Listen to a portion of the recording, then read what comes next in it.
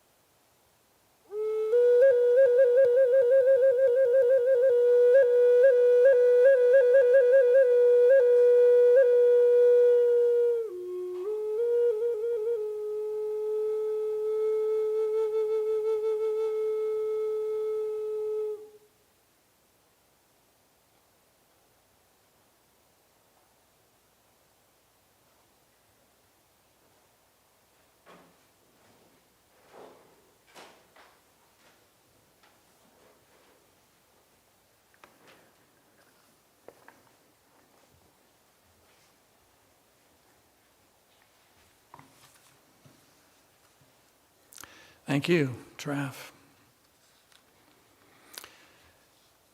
Our lectionary reading for this morning is from the book of Psalms. The book of Psalms is a collection of sung poetic prayers. This book was put together perhaps in the 5th century BCE, but certainly no later than the 4th century BCE. And although the times and places and contexts of the original composition of each psalm is unknown, they certainly come from a range of different historical times spanning at least 5 centuries. The majority of the Psalms are thought to have originated in the pre-exilic monarchic period. The psalm that we're going to hear today is called a thanksgiving psalm. It is a hymn of praise and gratitude.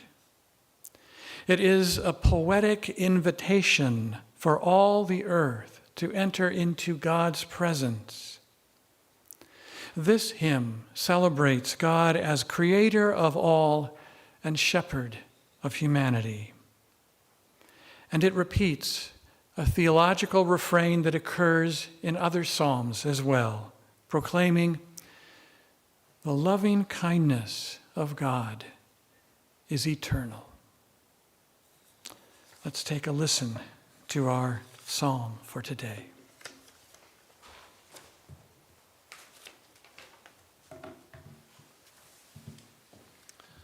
This is Psalm 100. Make a joyful noise to Adonai, all the earth. Worship the Eternal with gladness. Come into God's presence with singing. Know that Adonai is God. It is she that has made us, and we are hers. We are his people and the sheep of his pasture. Enter the gates of the divine with thanksgiving, and the courts of Adonai with praise. Give thanks and bless the name of the Creator. For Adonai is good.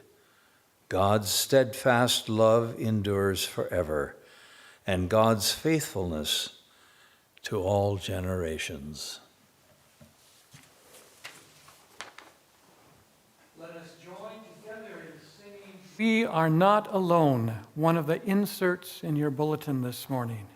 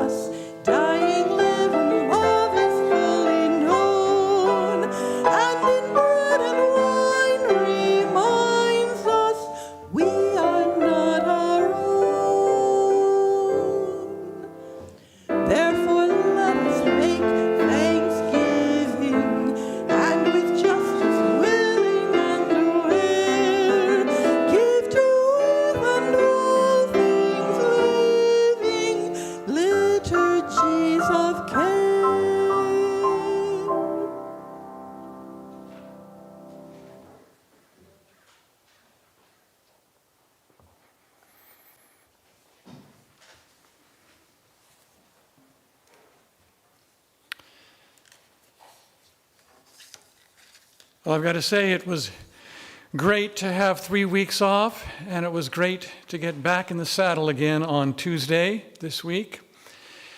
And then on Thursday, I had to skedaddle up to Palo Alto for the Northern California Nevada Conference of the United Church of Christ annual meeting. And that took 3 days. And so what all this means is I still feel like I'm just getting back, even though technically I've been back all week.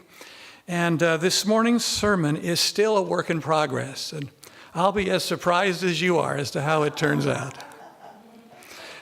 But I want to begin by taking a cue from the psalm. The cue of gratitude and the God of creation.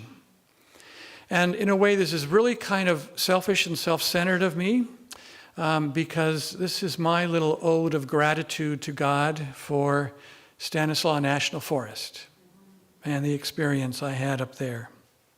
I'm going to begin with a familiar poem by Wendell Berry called "The Peace of Wild Things." When despair in the world grows in me, and I wake in the night at the least sound in fear of what my life and my children's lives may be, I go and lie down where the wood drake rests in his beauty on the water, and the great heron feeds. I come into the peace of wild things, who do not tax their lives with forethought or grief. I come into the presence of still waters, and I feel above me the day-blind stars waiting for their light. For a time, I rest in the grace of the world and am free. Berry finds in nature and in wild things and in wilderness a peace, a beauty, and a grace that frees and restores. In my time away, I too sought and found in nature a peace, beauty, and grace that frees and restores my soul. And I think many of us have experienced the same thing, whether in a wilderness setting or on the beach or in a park, or maybe even in your own backyard with the flowers and the plants and the butterflies and the birds. I was fortunate enough to spend 13 days in the Sierras in Stanislaus National Forest, which is just north of Yosemite.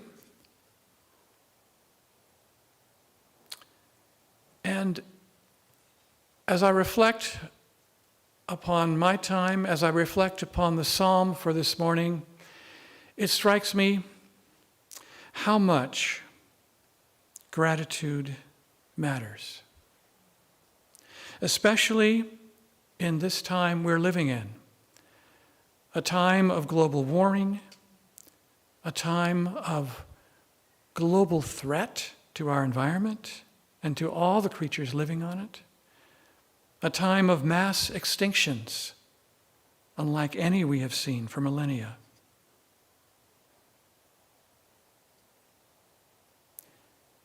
And I do believe that we are more likely to protect and to care for what we love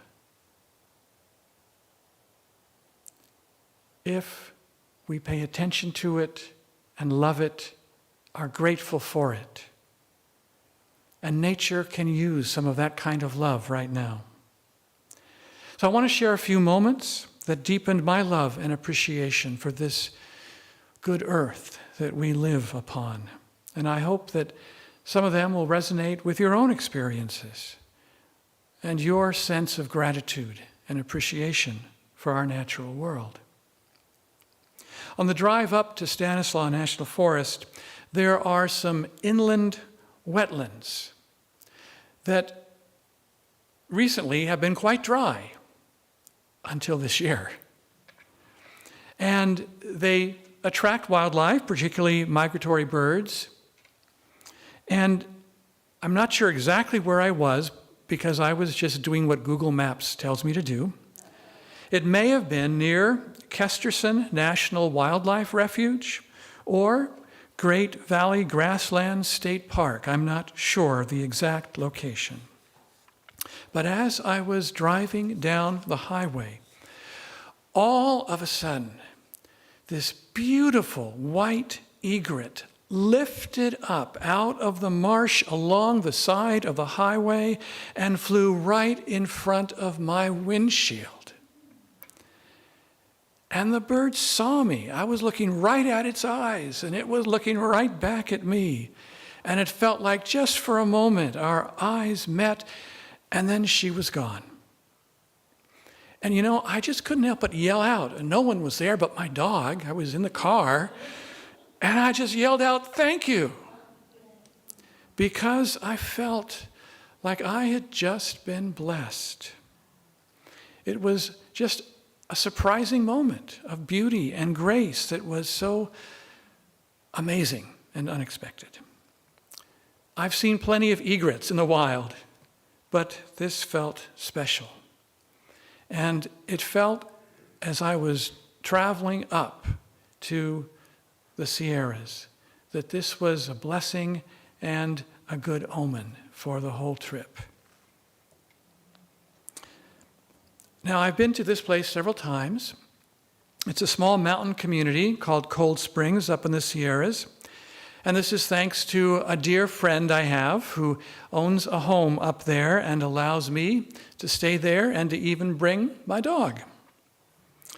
And over the years, Bodhi and I have formed a few rituals. And one of our rituals is every morning after I give Bodhi his breakfast, and every evening after I feed Bodhi dinner, we take a walk up the hill to an area that overlooks the valley. Now, there are lots of trees blocking the view, but through the trees, you get just a patch of blue sky, maybe some clouds, and a peek at the forest on the mountainside of the valley, on the other side of the valley. And this is a place where, when we're there, we're facing due east, where the sun rises every morning. And every morning, I come to that spot and just pause in silence and give thanks for whatever opportunities and adventures await that day. And then again in the evening, we walk to that spot. I call it Gratitude Point. And just pause in silence to go through the blessings of the day and all the things I was grateful for and to give thanks. And then walk back to the house. And each time that I go up there to Stanislaus National Forest, the very first time we walk to Gratitude Point and the very last time that we walk there are very poignant moments. It's a ritual of greeting and of parting that has become very important to me, and a mutual recognition of belonging in that spot in the world and expressing gratitude.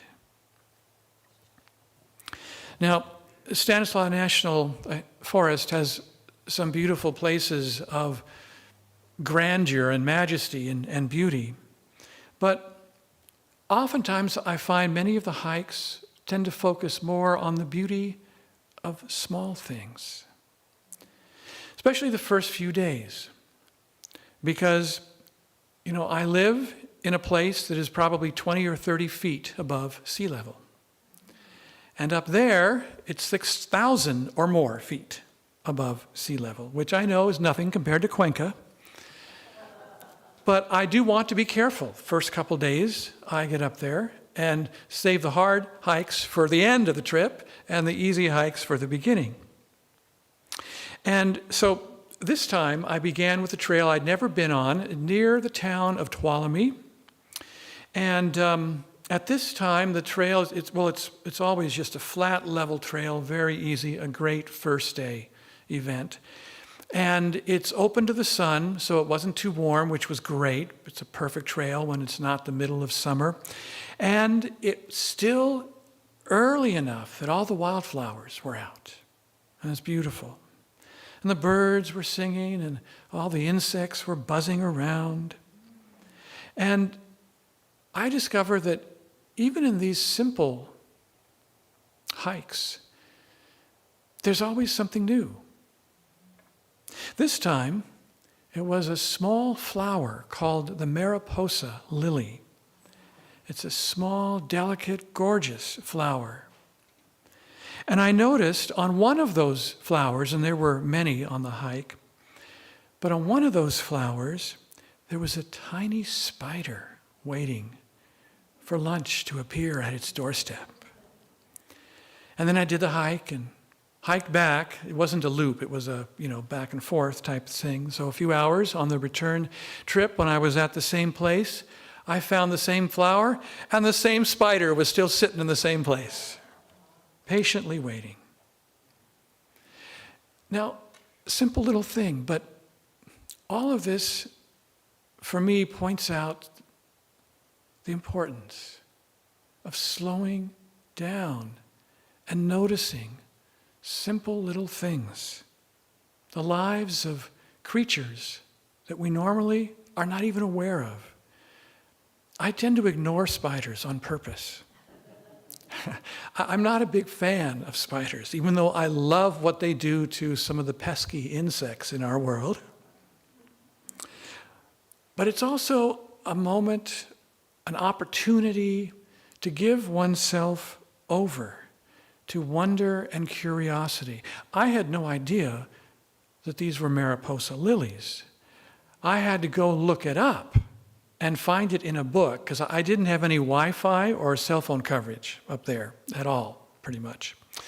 And so I had to look it up in a book, and it's a Mariposa lily. And then when I got home, I could look it up on Google and find out more information about it. And I think that that's important. Being curious about our world and the other creatures that are not like us, and noticing the details, like the swallowtail butterfly that accompanied Bodhi and I on almost every hike we did, wherever we were in the forest. I don't know how that happened. It's not like there were a whole lot of butterflies. I mean, every day they were around, but it wasn't like, for example, one day there was a whole, what's the term for a group of ladybugs? Does anybody know? I'm just going to call it a flock of ladybugs. I know that's not right, but it was just all around us, hovering, and it was kind of cool. And I was also glad when we were through with it. But did you know that there are many varieties of swallowtail butterflies? In fact, there are over 550 in the family Papilionidae, if I'm pronouncing that close to correct, which is the family that the swallowtail butterfly is in. But there was this feeling with the swallowtail butterfly that just showed up on every hike, that there was an assisting grace joining me on the path, offering blessing and just grace simply by its presence, and then flits off to do its butterfly thing. Of course, one of the, I think, obvious joys of being out in nature, especially in the forest, birds and birdsong. And having a nice house was really wonderful, because in the morning and in the evening I could sit out on the deck with my coffee in the morning or a glass of wine in the evening and just listen to the birds, looking at the trees in the forest, watching the squirrels. I got this app on my phone just recently called Merlin. Anyone heard of Merlin, the app? Maybe birders of you have. It will record, it will allow you to record on your phone any bird song you hear, and then it will identify the bird that's singing for you. And so that was one of the cool things about this trip, because I've always been curious when I hear a bird singing. Exactly what bird is that that's singing that beautiful song? And now I'm starting to learn. and I can look up and read about the birds and their habitat and all this. So I wanted to share 2 bird songs with you on the Merlin app. One is the yellow-rumped warbler. I don't know who comes up with the names of these birds. Anyway, listen to this song.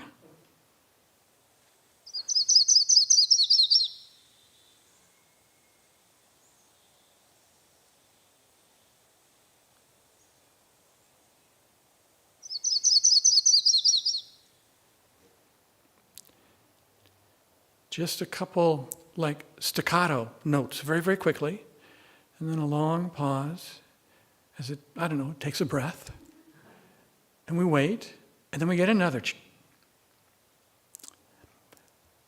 There were some bird songs that were even shorter than that. But there was one, and this is the last bird song I'm going to share, that took my breath away, and I just had to know what it was. So thankfully, Merlin told me. It is a bird called the Townsend's solitaire. Now, before this trip, if you would have asked me, Rick, what is Townsend's solitaire? I would have said, it's a card game you can play by yourself. And no, it's a bird. Listen to the song of the Townsend's solitaire.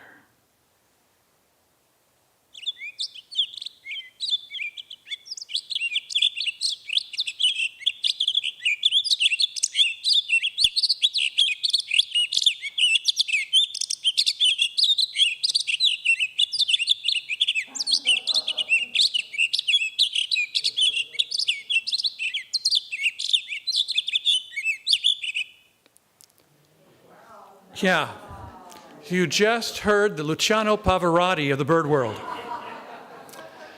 That's pretty amazing. And I've got to say, I didn't hear any other song that came close to the virtuosity and the breath control of that one.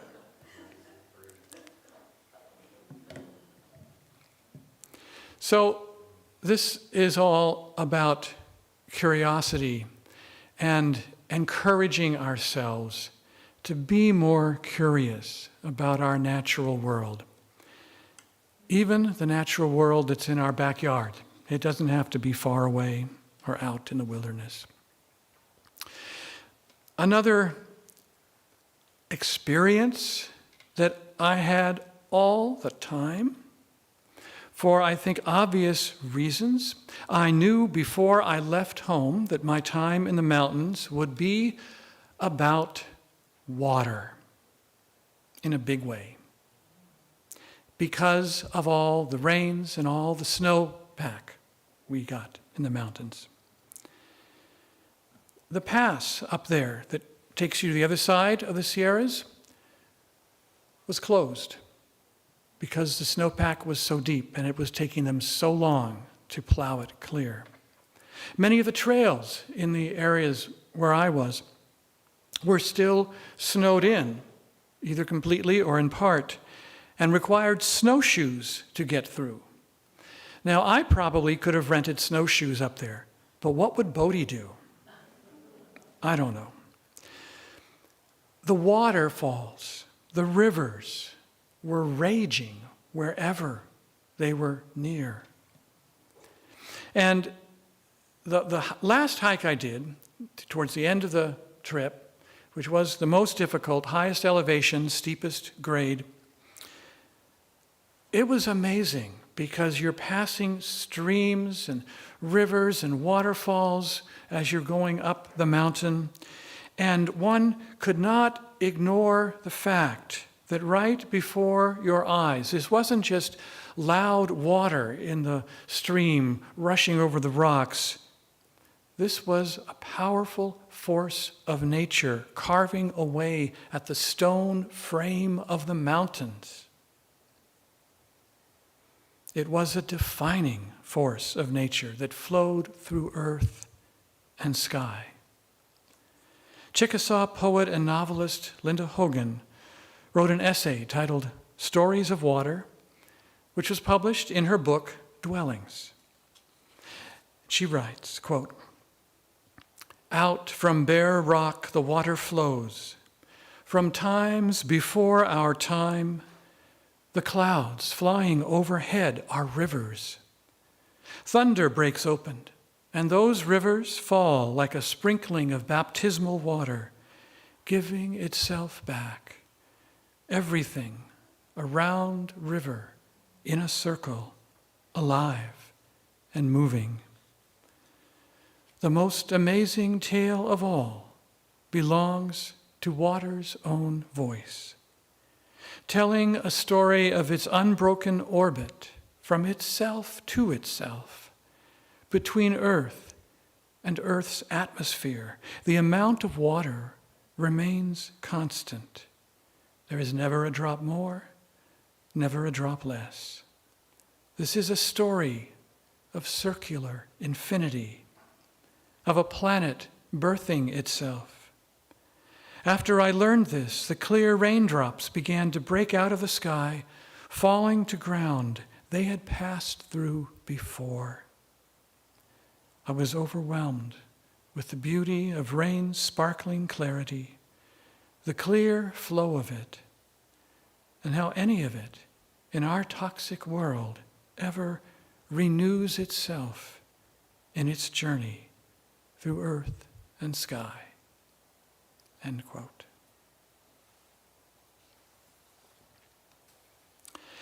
There are lots of other moments. It's the moment I was walking by a lake that led to a river, that led to a stream, that led to an eagle's nest.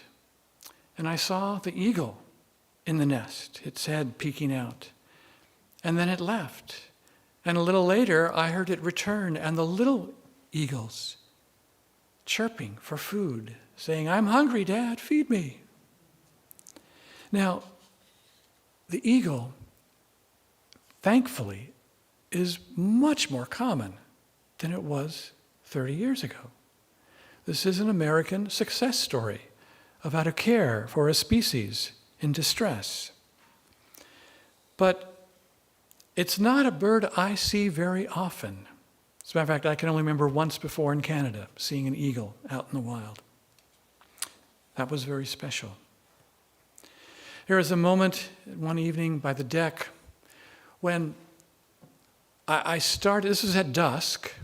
It wasn't quite dark yet, but I could see a moth or two, just, 12 or so feet away, flying very erratically, almost like it was drunk or something. And then just a second later, I knew why. The bats started to fly. And the moths will fly erratically when they know there's bats around because they don't want to be supper. That was a wonderfully interesting interaction to watch and behave. And finally, I don't know if any of you have experienced this, if you've gone up to the mountains and have spent some time there. For me, I've experienced this every time I go. My dreams get very vivid and memorable after I've been there a few days. I don't know what it is. Is it the altitude? Is it the fresh mountain air? Is it a full day spent hiking and being tired and relaxed? I think perhaps it's maybe just all of that, along with a slow, progressive deepening of one's surrender to the beauty, balance, and peace of this liminal place. So I'm grateful for all of that.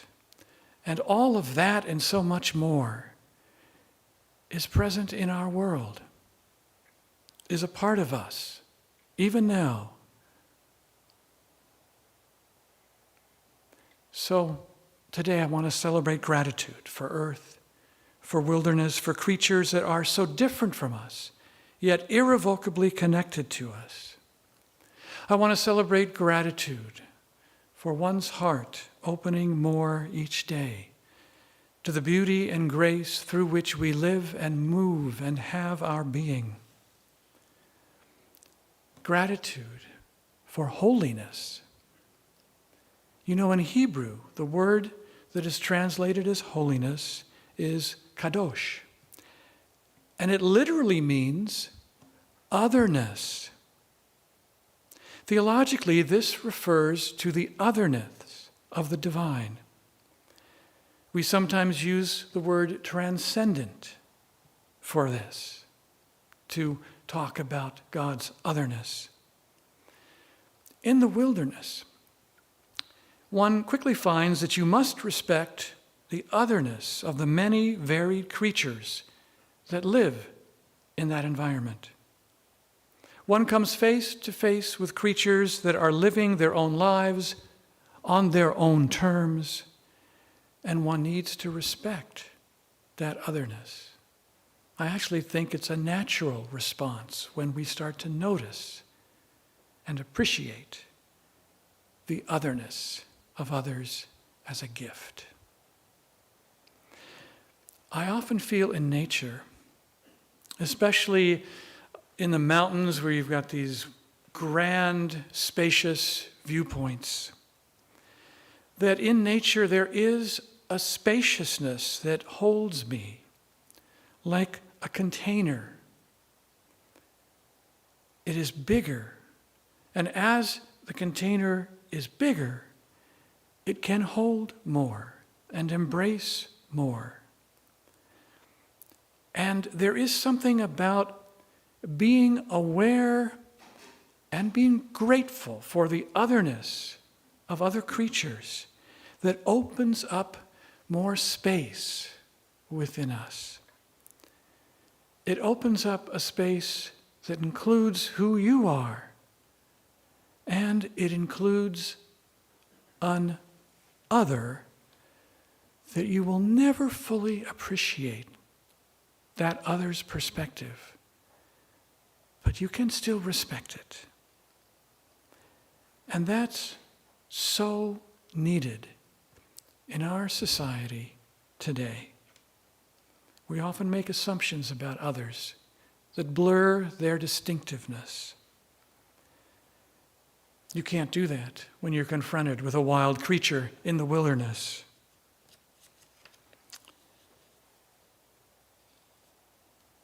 At the same time, this otherness also brings out gratitude for our connection in the world to others and to all beings. And that connection is cause for great gratitude and for belonging together. Something else that our world needs to experience more. So I invite you today, the rest of the day, to be mindful of gratitude, your gratitude for this day, for this life you are living. To be mindful of otherness, because that is the holy ground we walk upon. And to be mindful and grateful for our connections, not just with one another, but with the whole created world.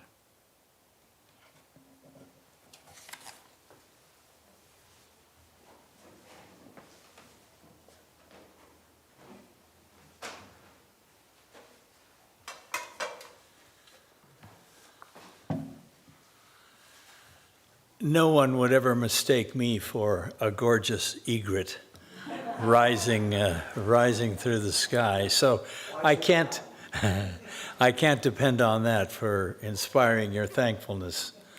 However, if you just look about, if you think of this wonderful sermon that we just heard, if you look about to your left and right and see the wonderful people in whose company we spend these Sunday mornings, the spirit of this congregation, this sweet, simple building built out of the blood, sweat, and tears of people just like us, who many years ago made it possible for us to be here now.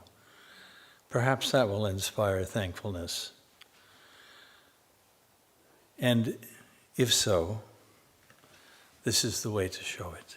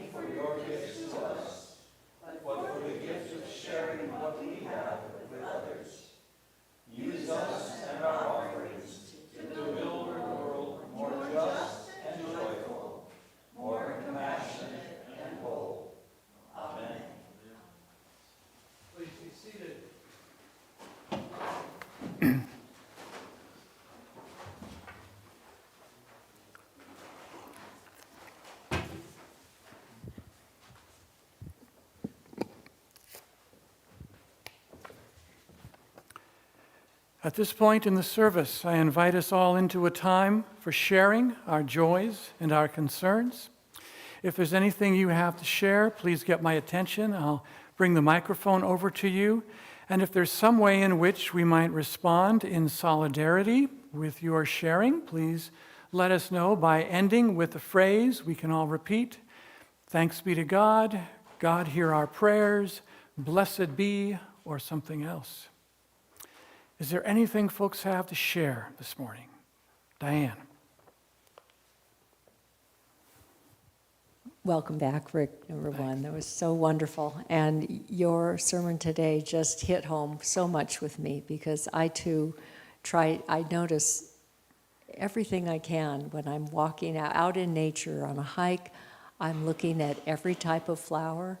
I'm looking for birds. I'm looking for everything, just the beauty. And it's the most uplifting thing for me. And I also love Mariposa lilies, too. There's some at Garland Park, by the way. All right. So thanks God for the beauty of nature. Thank God for the beauty of nature. Amen. Jennifer. We're so blessed to be so surrounded by such beauty every day, and it's so easy to access for us. Anyway, I wanted to ask for prayers. My daughter's fiance, Jeff Gannon, died to suicide, and she found him. So they're really suffering, trying to make sense of it all, and my heart really goes out for her. Yeah, struggling. And then, so I'd like to ask for prayers for Jeff Gannon, for his life and his blessings, and also to help his family and my daughter get through this. So, prayers to God. I don't know what to ask for. How about God, Hear our prayers. Yes. And Jen, if I may, in such difficult circumstances, maybe it's even more important to say together, for the life of Jeff Gannon. Thanks be to God. And may he find peace. Yes. Then also my elder brother Jim died last week. That's where I was, in Louisiana with family for the funeral. And he'd been sick for the last couple of years, and so I think he had a long life and it was his time. But I felt so blessed to be with my family, and I find as I get older, I appreciate them more and more, just to be surrounded by so much love, so many different personalities that used to really annoy me. You know, I can just appreciate them, kind of like the different sounds of the birds that you hear in the forest, you know? Yeah, each of them unique in their own way and have such love inside of them. So appreciative of that, being surrounded by that blanket of love. So thanks be to God. Thanks be to God.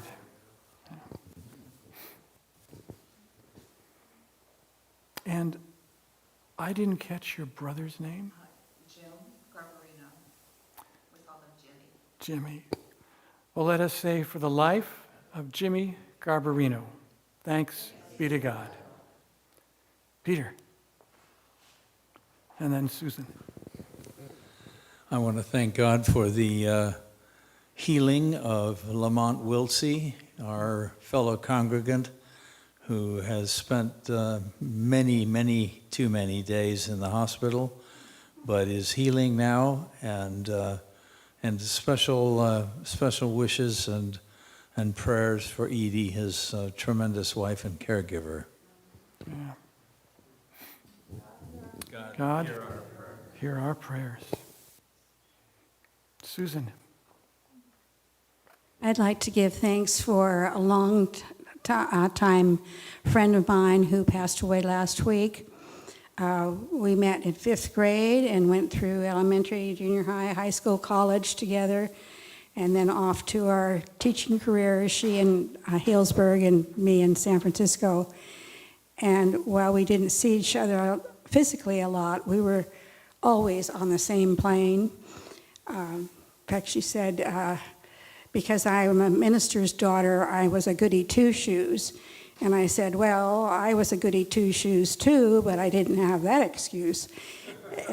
And we were on the same plane on many different levels, and just such a accepting and understanding relationship that it was so easy. And I thought, well, everybody has this kind of friendship.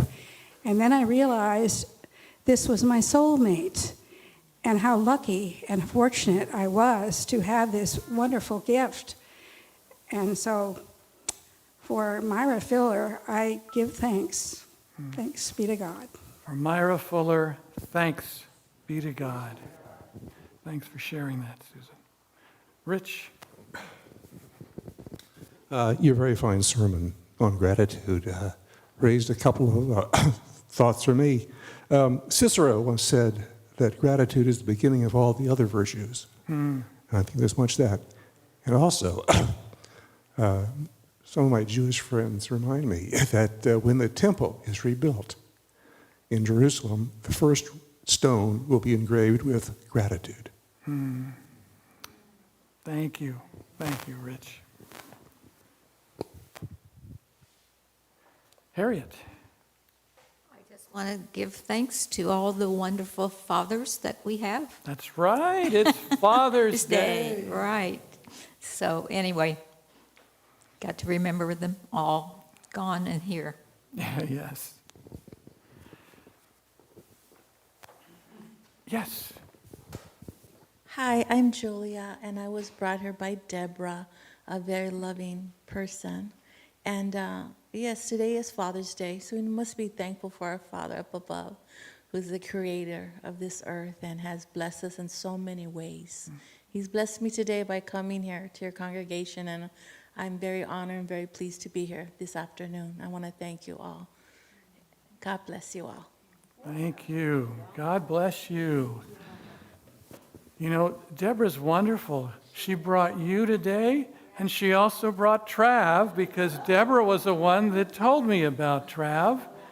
And yeah, and it was so perfect to have Native American flute music today, in my opinion. So it worked out great. And folks, I want you to know that Trav, without even knowing us, generously said, you know, don't pay me, Rick. I just love to share my music, or something like that.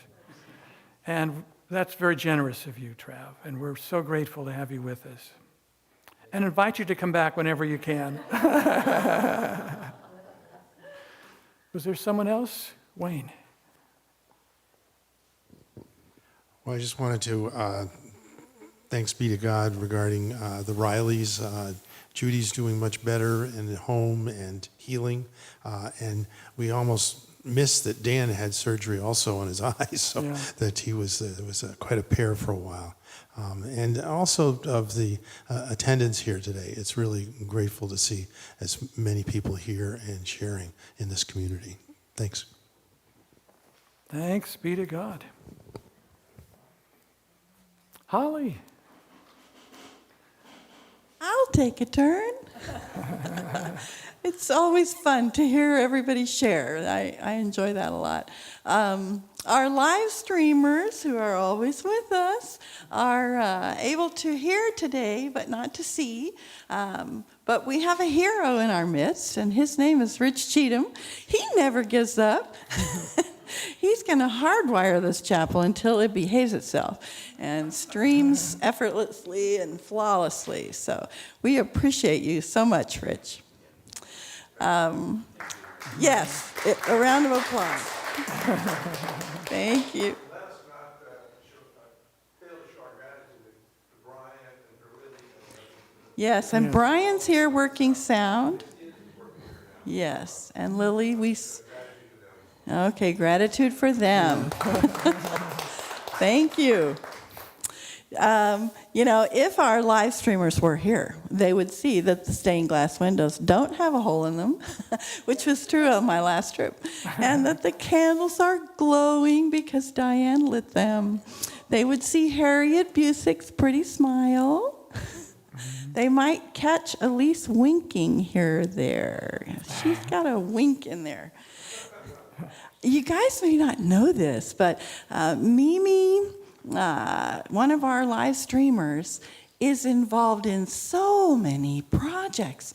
Last week, she was part of a grassroots movement to make sure that women in prison had the curriculum that they needed to meet their educational goals so that they would be eligible for parole. So she blows me away. She's our #1 fan in Sausalito, as you know.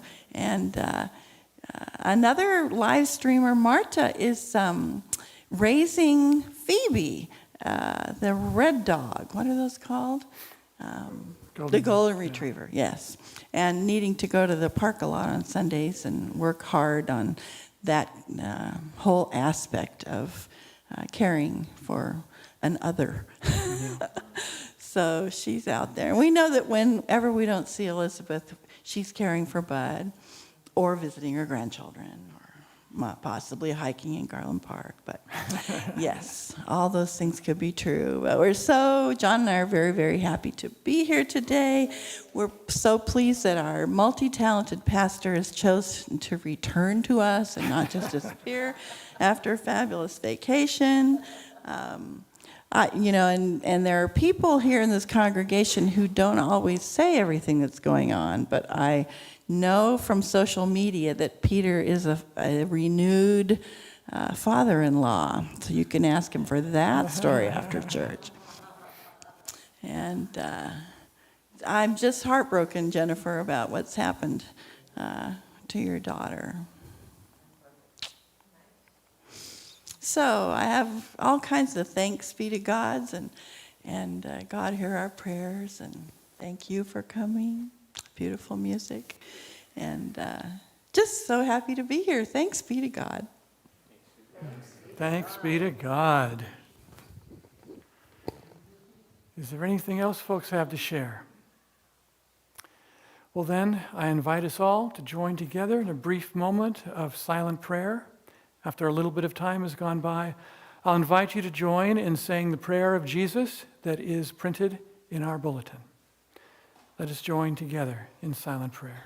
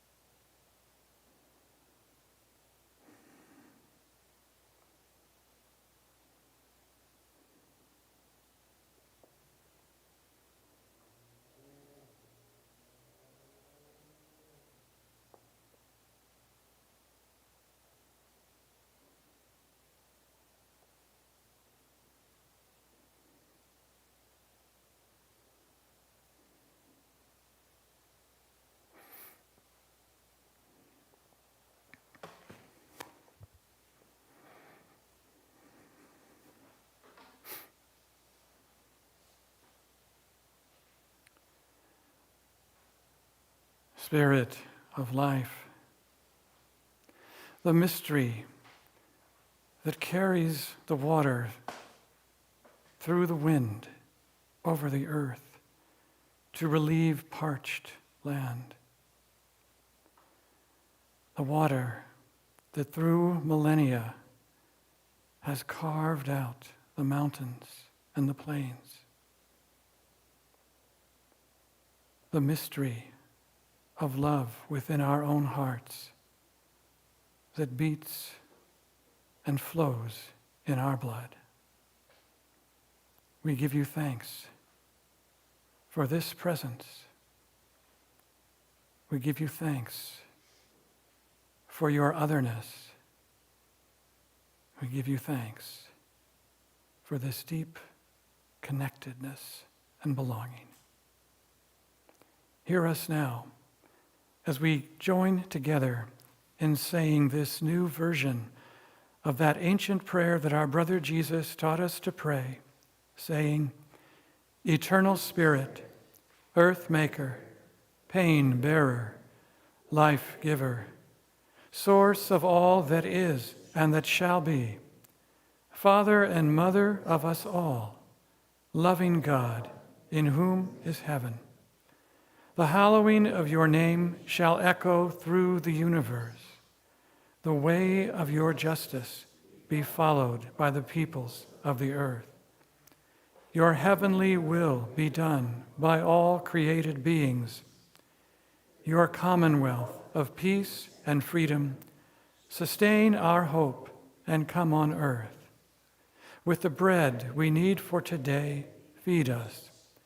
In the hurts we absorb from one another, forgive us. In times of temptation and test, strengthen us. From the grip of all that is evil, free us. For you reign in the glory of the power that is love, now and forever. Amen. This is a time for any announcements. There are two in the bulletin I would draw your attention to. This Tuesday evening at 7 p.m., we have our meditation service via Zoom. The link will go out Tuesday afternoon. And on Wednesday, the Board of Trustees is meeting, also on Zoom at 7 p.m. Are there any other announcements that you folks have? Holly, let me get you the mic. Thank you for the microphone. I can't really make this announcement because I'm not smart enough. But I do know that we're having a book group starting up soon. We are. Yes, and it's a book of poetry this time, 50 poems. So this is going to be new for us. Yes. We've never done this before.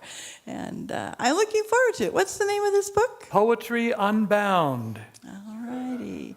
And somebody who came from the British Isles, Padraig Otuma. Padraig Otuma, is going to wow us. I should say he's the author and curator of the poems. The author and curator. So he's going to be talking about each one and kind of explaining some of the deeper things that we might not know at the first reading. So it's wonderful. Okay. My dad's book of poetry is coming out soon, too. That's 40 poems. Woo. So you can look forward to that. Can't wait. It's starting Thursday, 1:30. Sometime the end of July. End The of date July. escapes me at the moment. Okay, so it's not right away, but it's coming. Gives you time to save up for that audio book. Yeah. Well, also plenty of time to buy the hard copy And if buy you the chose hard to copy do if so. you chose. Yeah. We could even get that done. And just let me know so I put you on the list to get the link as we do the class via Zoom. Cool. I'm number one. All right. Yes, Trav. Yeah, I'd like to make an announcement. Next Saturday at 10 in the morning will be an interfaith devotional program in Carmel by the Sea. It's going to be held at the American Legion Hall, and it's sponsored by the Interfaith Outreach of Carmel group, which I happen to be on the board of. You might be familiar with the Joining Hands Benefit Shop. Interfaith Outreach of Carmel is the governing body for that. And we've been doing these monthly interfaith devotions for about a month. About 6 months. So if anybody's interested, I can give you the details again, because I know it's hard to remember. Great. But everyone is invited. Well, thank you for letting us know. I had no idea that was going on. Harriet. Well, the flowers up there today are just beautiful, and I'm curious who provided them. They're beautiful. Greg often does the arrangement, and oftentimes they're from Karen and Paul Turner's yard. Yes, so it's from Karen, yeah. And who put it together? Either she or Greg. Oh, okay. Yeah, All right. That's beautiful. it is, isn't it? And I just wanted to acknowledge and express gratitude for our fathers today. If you are a father, would you please stand up? Happy Father's Day.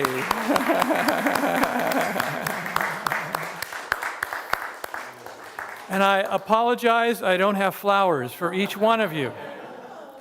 Cigars. Yeah. Or a shot of gin.